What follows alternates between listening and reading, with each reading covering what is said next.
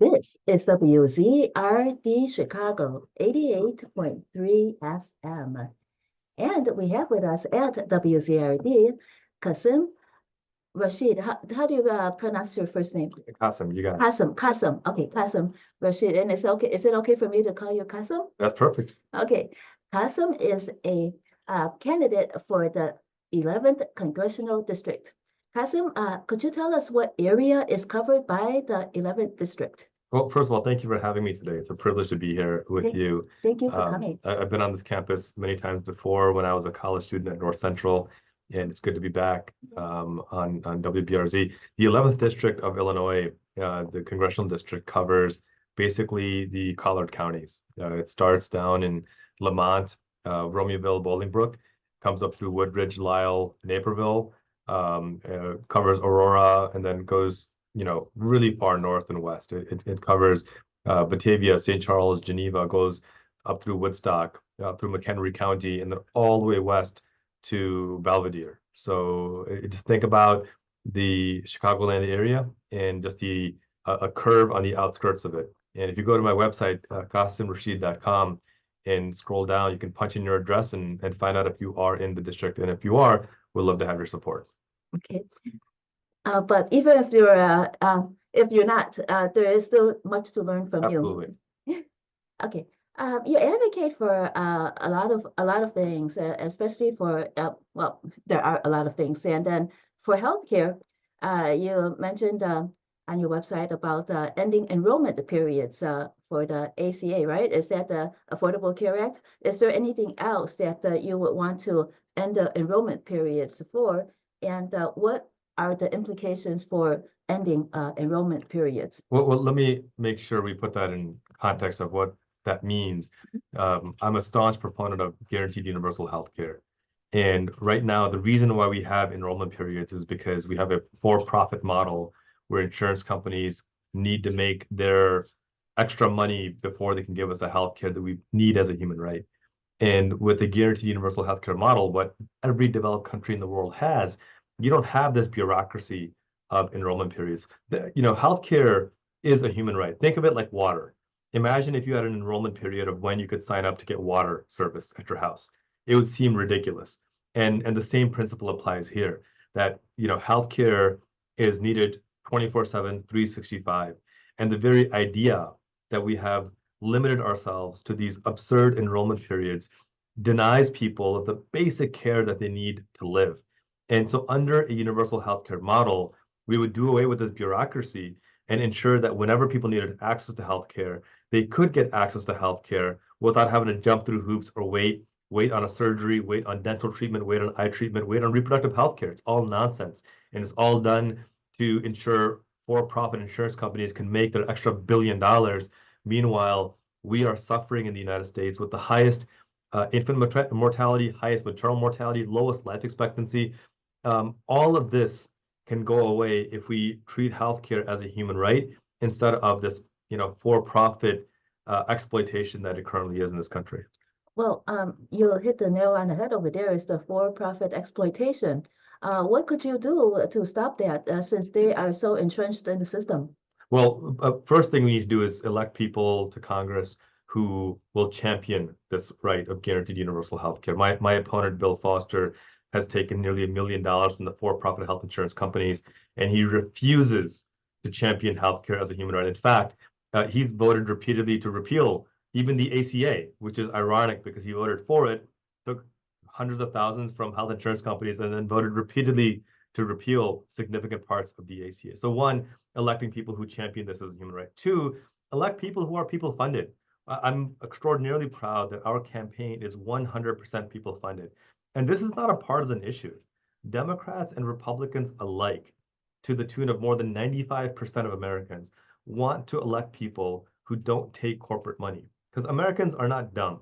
We are very smart and we are very astute that when a corporation funds your campaign, they're not doing it out of the goodness of their heart, right? They're doing it because they want something in return. They want you to vote for corporations and their bottom line more than the need and welfare of the working people. And so, my campaign is 100% people funded. My opponent's campaign is extraordinarily well funded by billion-dollar, trillion-dollar corporations, special interest lobbyists. We reject all that nonsense because those people have no place in the political say. They have no place. They're not human beings. They don't get a vote in our politics. And then finally, looking at the practical aspect of it. People think that building a universal healthcare model means destroying everything we have and building from the ground up. That's not true. We already have nearly half of our country on a universal healthcare model between Medicaid, Medicare, and TRICARE, which is the healthcare that people in the military use after they get out. And so we know we already have half the country on a universal healthcare model, let's just expand it for the entire country. Why are we exploiting half the country on a model that just is inefficient? It just doesn't work. It results in 68,000 preventable deaths a year. This is according to a study by Yale University published in The Lancet.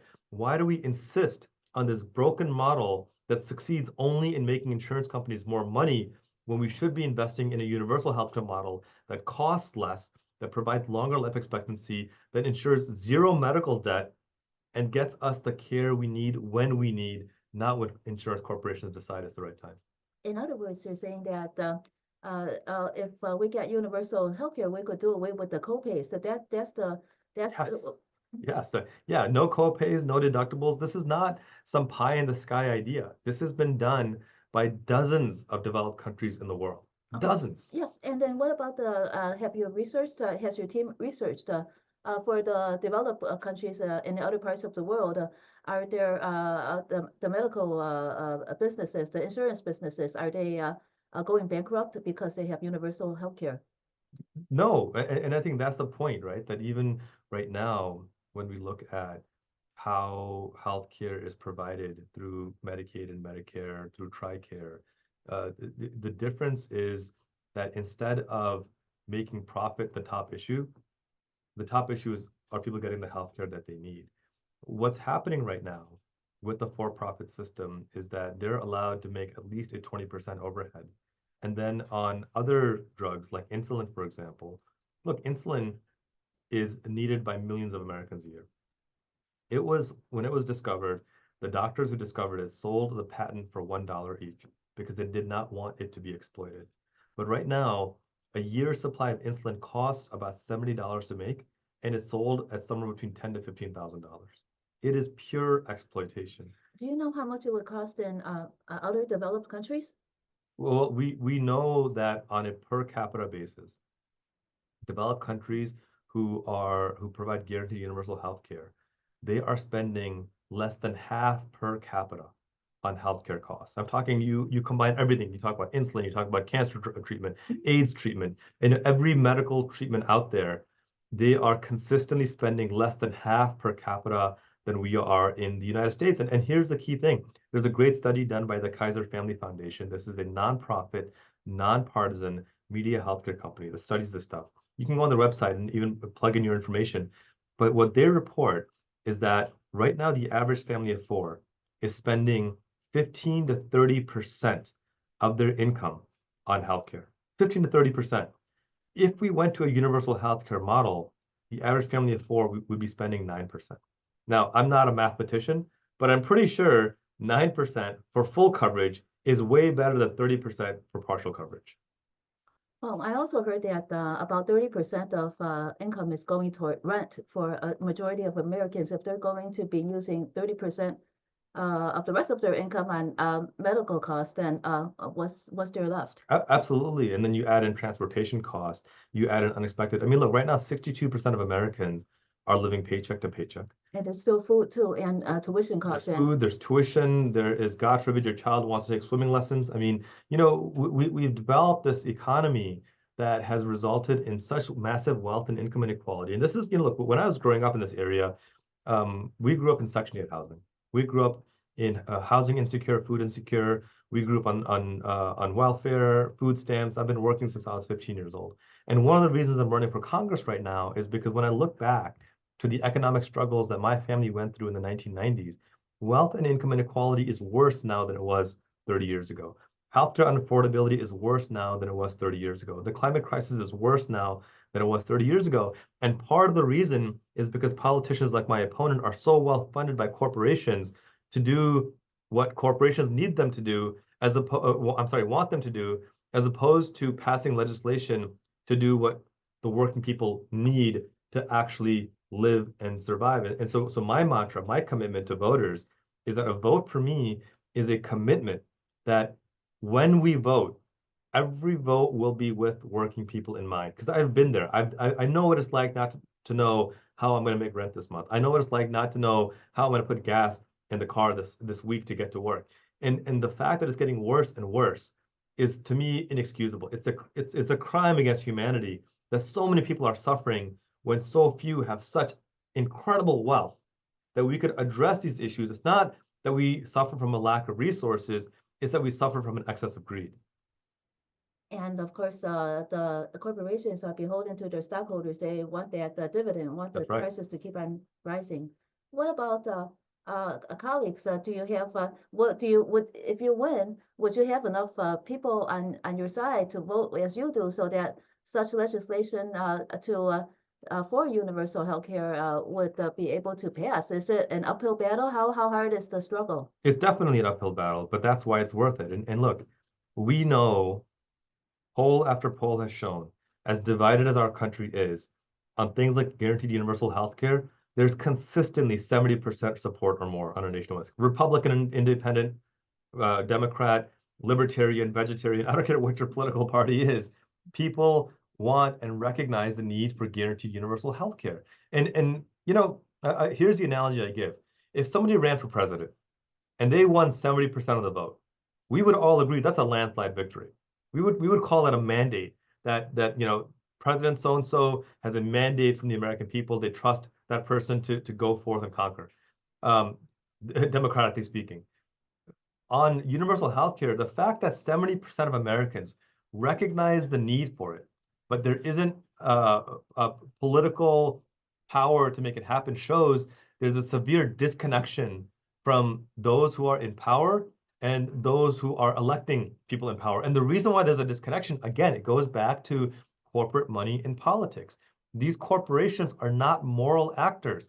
As you said, they are there to make a profit for their shareholders. And if that means that they need to poison your water through fracking, which my opponent supports, if that means they need to deny you health care through a for-profit system, which my opponent supports, if that means they need to deny disability rights to make them more money, which my opponent has voted to do, then they will do that, because that's all they care about. That's why the only way we're going to get out of this mess is by electing people who are 100% accountable to the people, not to these billion and trillion dollar corporations. Have you have these corporations, billion-dollar, trillion-dollar corporations, attempted to donate to you, and did you have to reject their donations? I had a call from some bank lobbyists, and I'm a human rights lawyer now, but earlier in my career, for about 4 years, I did bank regulatory as a lawyer for a bank. We were enforcing CFPB, Consumer Financial Protection Bureau requirements, FCRA, FDCPA requirements, and that's a fancy way of saying it was my job to make sure that the bank was not exploiting consumers. And I'm proud of the work we did, because we built some great safety measures to ensure that this bank, who had been fined before I got there $200 million, was now praised on the House floor as the gold standard of how to protect consumers. In other words, you were hired by the bank to make the bank compliant. Exactly right. Mhm. And I'm proud of that work. And so I know how banks work, and I know how easily they can exploit, and I know how critical it is that you have safety measures to prevent that exploitation. And so I get a call from a bank to say, hey, we want to chat, you're on the ballot, we want to make sure we're aligned. I'm like, sure, I'm happy to have the conversation. I'll never shut down the conversation. But just to be clear, I'm not taking any money from you guys. And the response was, well, the money's just a formality. And I said, well, you can formally keep it because I don't want it. And they canceled the meeting. Mhm. And so again, it tells you that they're not doing it out of the goodness of their heart. They're doing it because they want something in return. And I think public servants who are running on the principles and values of transparency and honesty and integrity will reject that money. Those who want to believe in the fantasy land that corporations are moral actors are, one, living in an alternate reality and maybe working with alternative facts. But the reality is that the American people recognize 95% that corporate money has no place in politics. I trust the American people. My opponent seems to think he can trust corporations, and that's the big difference between us. Is there any other pushback from the major corporations against your campaign? to stop you from running? Well, I think the fact that they're so heavily funding my opponent is a big example of that. I mean, he's being funded by the defense contractors who are making the Predator drones that are flying over Gaza right now. He's being funded by Amazon, which is probably the world's largest exploiter of labor and has been cited numerous times for horrific violations against labor. He's being funded by the major banks who have been sued for racial discrimination against Black and Latino borrowers. He's being funded by GM and Ford, even as they exploited UAW workers for decades and denied them. And Bob King, the former president of the UAW union, said that GM and Ford were abusing our employees. During that time, my opponent Bill Foster was happily taking tens of thousands of dollars. So yes, they are actively working to prevent us from winning this election, because when we win, they know they aren't going to have the sway over me that they have over my opponent. They know I'll be accountable to working people and not to them. And that frightens them and that upsets them. But we are running a clean campaign on the issues, on the values, and that's why I'm confident we can be successful. So as of now, just approximately, how much money does Bill Foster have versus how much money you have for the campaign? Well, Bill Foster is worth about $20 million. He's independently wealthy. He made his wealth through a business he started, a non-union business, I should say, and in part made their money through taking corporate tax incentives called TIFs. These are incentives given by localities to corporations, major corporations, where they are able to avoid having to pay taxes, which ultimately hurts public schools and teachers.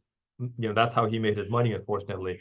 But he's loaned himself $1 million, which must be nice. At a time when wealth and income inequality is at an all-time high, it must be nice to be able to buy yourself an election that way. I'm proud of the fact that we have raised well over $750,000. We have more than 13,000 individual donors to our campaign. That's more, by the way, in 7 months than Bill Foster has had in 7 years to his campaign. That's the power of a people-funded grassroots campaign. And if you're listening and believe we need more people-funded folks in Congress, go to my website at QasimRashid.com and donate $1, donate $10, donate what's in your capacity, because that contribution is a vote for the kind of world that you want to see. And if you want to see a world where the people in power are the ones who are accountable to working people, we'd love to have your support. How many of your supporters are coming from your past work before the campaign? Who are your supporters from? What were you doing before you decided to run? Well, I'm still working as a human rights lawyer, and 100% of our supporters are human beings with a heartbeat and a pulse, and with the passion of working for economic, social, and climate justice. Our support, I think our average donation is like $27, $28.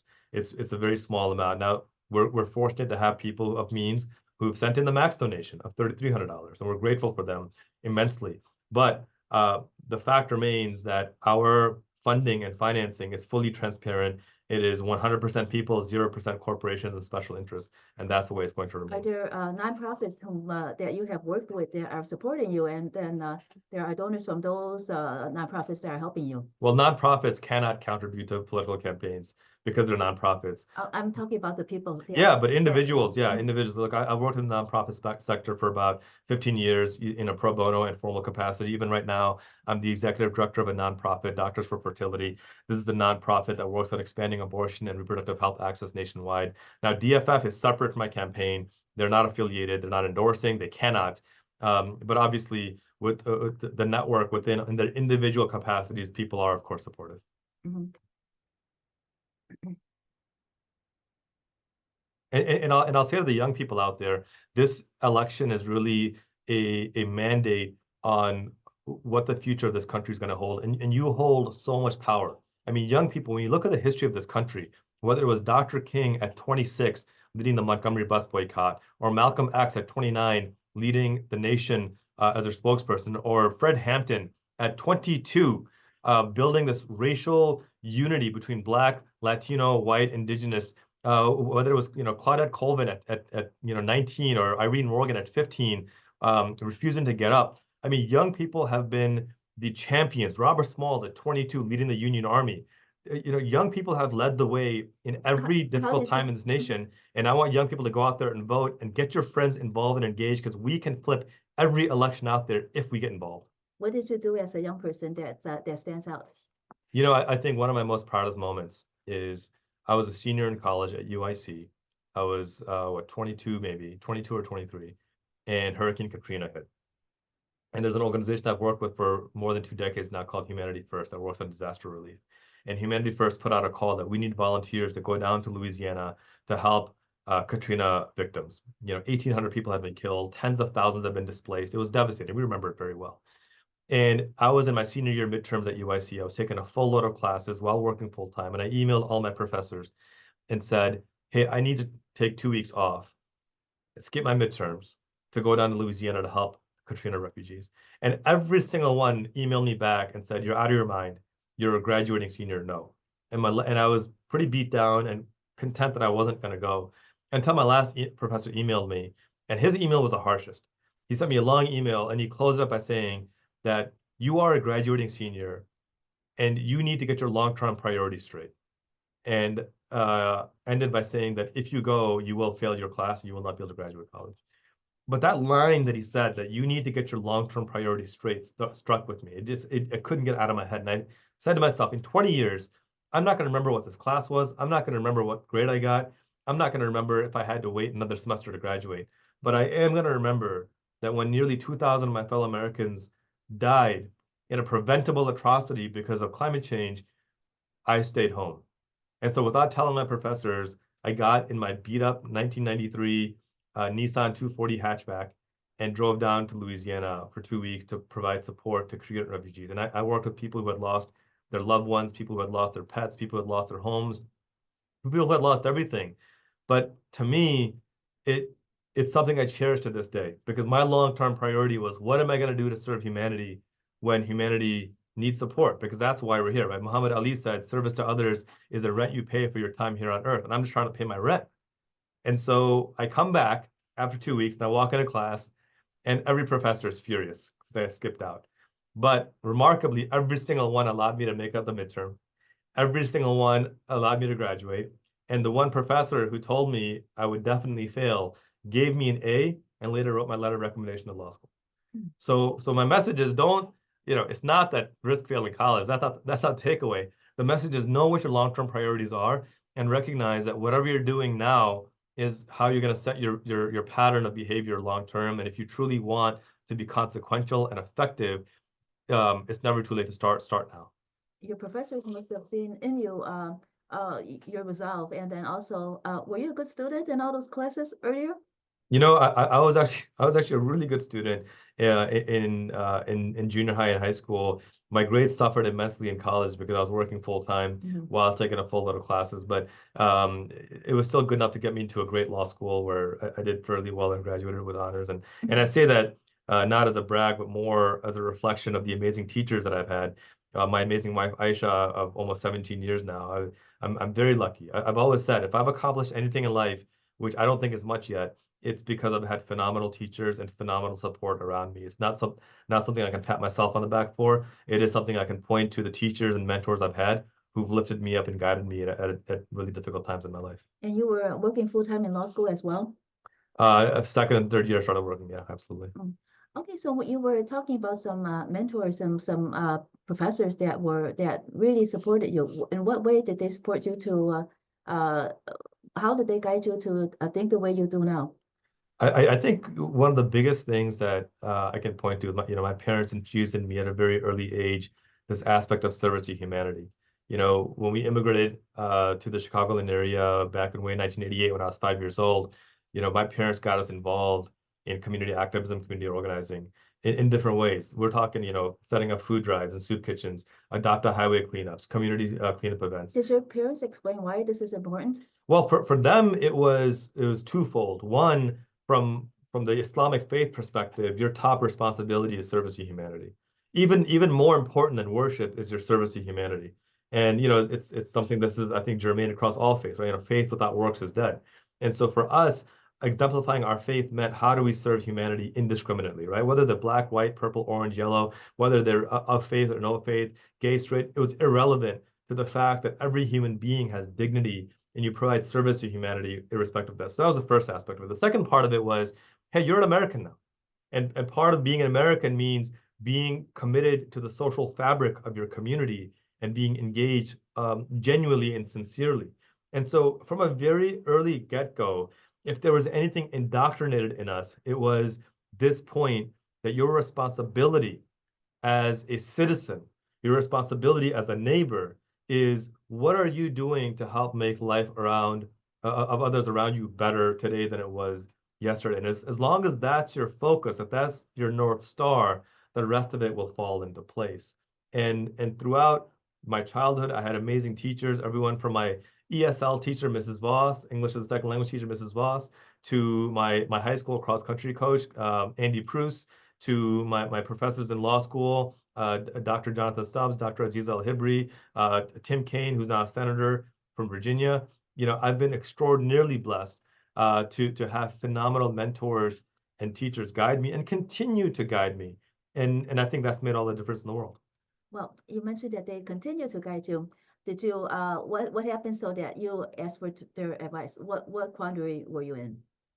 Well, when I was contemplating this run for U.S. Congress right now, because as I said, you know, we grew up low income, wealth and income inequality is worse now. I remember the Al Gore warning of the climate crisis 25 years ago, and you know the climate crisis is worse now. I remember growing up without healthcare access.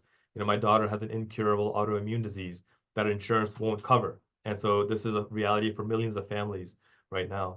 And so in talking to these mentors, I said to them, look, I want to run to bring about change, but I'm up against, you know, if I run, I'm facing an opponent who is a multimillionaire opponent who's been around for 8 terms, who has never passed a single piece of legislation outside of renaming a post office, but he's funded by billion-dollar, trillion-dollar corporations.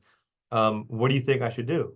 And they helped me and guided me on what steps are going to be necessary. We worked together, we collaborated, we built a plan, and now we're running a really powerful campaign. I mean, we are paying, you know, if folks are looking for work this last month of the primary and then the general, you know, we're paying our canvassers $20 to $25 an hour because we believe in paying a living wage. We are running a top-tier campaign on the values of economic, social, and climate justice. In other words, you're saying that your mentors are helping you plan for this campaign.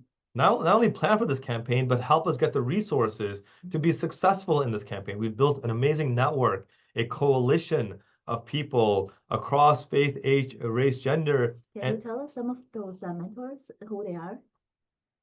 I mean, some of them I already mentioned, right? I mean, your professors and all that, and then Tim Kaine. Yeah. I mean, Tim Kaine's been a phenomenal support. Like I said, you know, Coach Andy Prus of Batavia, Illinois, who's known me since I was 14 years old. And he's helping as well. He's absolutely helping. He's hosting meet and greets for us. He's donating to us. He's telling everybody he knows that, hey, this is my kid. This is the kid that I trained since he was 14. Make sure you support him. We're getting support from community leaders. We're getting supports from, you know, we've been supported by the Chicago Federation of Musicians. We've been endorsed. Oh, how did the musicians get on board?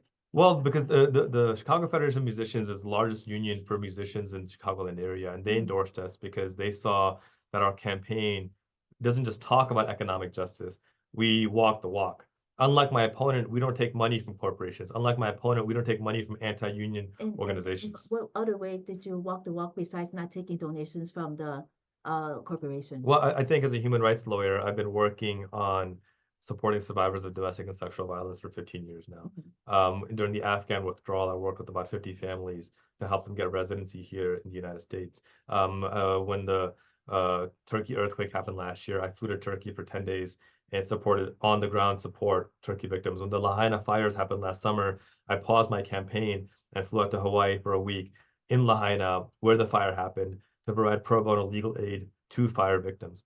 This is the work I've been doing throughout my entire career. This is the work that I've done as an advocate. And I'm hopeful to earn the trust of voters so that we can get into the halls of Congress and turn that advocacy for human rights into policy for human rights. You also, when we were discussing medical care earlier, you mentioned that there should be a cap on medical costs and medical debt. So what would that cap be? Could you go into a little detail about that? The cap on medical debt should be 0. Look, we pay our taxes. There's no such thing as free healthcare in the sense that the money magically appears. Well, when we say we want universal health care, we don't want people to do work for nothing. We want our taxes that we're already paying to pay for our health care instead of these foreign wars. We want our health care, our taxes to pay for our cancer treatment instead of 50 billion in oil subsidies for big oil and Exxon, who by the way funds my opponent. When we talk about healthcare, we want our taxes to pay for people who need basic access to human dignity and breast cancer treatment, heart disease screenings, preventative medicine, instead of giving a golden parachute to another corporation after they need a corporate bailout because they crashed our economy. That's what we're talking about. But how the system is so entrenched, how are you able to change it? Because people are saying that there's not enough funds, but of course there is with the maybe taxing the corporations more or giving less to them. But how are you able to change that because the system is so entrenched now? Well, and I think we should probably close here because I have to leave in about 3 minutes. But the reality is that we need to reject this myth that corporate funded politicians like my opponent and Republicans continue to push that is too expensive. That's a complete lie. The reality is that guaranteed universal health care will cost half per capita because you're not worried about whether a CEO is going to make a $20 million salary. You're worried about whether children like my daughter can get the treatment they need for their autoimmune disease. That's the fundamental reality. And to answer your question of how do we get out of this entrenchment of these corporate insurance companies, we do it by electing members to Congress who put the humanity of people before corporate profits. That's fundamentally what it comes down to. So let's put it this way. Are there already individuals that have that are like-minded like you that are already in Congress that could help work with you? There are already, I believe, more than 100 members of Congress who have co-sponsored a guaranteed universal health care model. And so this isn't, a pie in the sky idea, as some like to lie about. This is a very practical program. A bill has been proposed. Several bills have been proposed. It's time to move forward and protect humanity. And how many votes are necessary in order to pass these acts? I mean, a majority in the House, a majority in the Senate, and a president willing to sign it into law. And 100 is not enough, or is it enough? It's not enough. No. We need more. We need more. But how many do we need? Let's just get the numbers if you have them. Well, I mean, this is basic math, right? You have 435 members of the House. Okay. So you would need 223 in the House. Okay. And by the way, when I talk about co-sponsors, that's different than votes. That's just co-sponsors. If it were to be put up to a vote, it would be more. We don't know exactly how many more it would be, but it would be more than that. We just need to have leadership willing to bring it to a vote. And we need people to recognize 70% of Americans want universal health care. Go out and vote for that. Support politicians who will absolutely fight for you instead of the big health insurance companies. Just one more question. Yes, please. Is leadership preventing bills like this, acts like this from going up for a vote? Well, the short answer is until we have enough critical mass in Congress, we're not going to pass these pieces of legislation. And we won't get critical mass in Congress if we keep reelecting people like my opponent who are so embedded and entrenched and beholden to corporations. We need to remove these kinds of people because at the end of the day, and we remove them by voting them out, because at the end of the day, these are the same politicians who are more worried about their reelection than about whether your child can get insulin, whether your daughter can get the care she needs, your son can get the care she needs, your parents can get the care they need. At the end of the day, this is a very clear proposition. Either we spend our tax dollars on foreign wars, on oil subsidies, on corporate tax cuts, or we spend them on our healthcare. I don't think that's complicated. I think we spend them on our healthcare. More than 70% of Americans agree it's time we elect public servants like myself who are committed to that, who lead by example by rejecting corporate funding, who propose meaningful, practical programs that will advance economic, social, and climate justice so that the will of the people can become the law of the land. That's what this is fundamentally about. And again, if our listeners want to learn more about you, where should they go? You can visit our website, QasimRashid.com, QasimRashid.com. I'm also on every social media platform at Qasim Rashid. I'm pretty easy to find. Twitter, TikTok, Instagram, you name it. I'm there. Would love to connect with you. And if you want to get involved with our campaign, go to our website, donate, volunteer, and let's get to work because at the end of the day, justice can't wait. Qasim Rashid, thank you so much for joining us on WZRD Chicago 88.3 FM and Qasim Qasim Rashid is a candidate for the 11th Congressional District. Thank you. Thank you.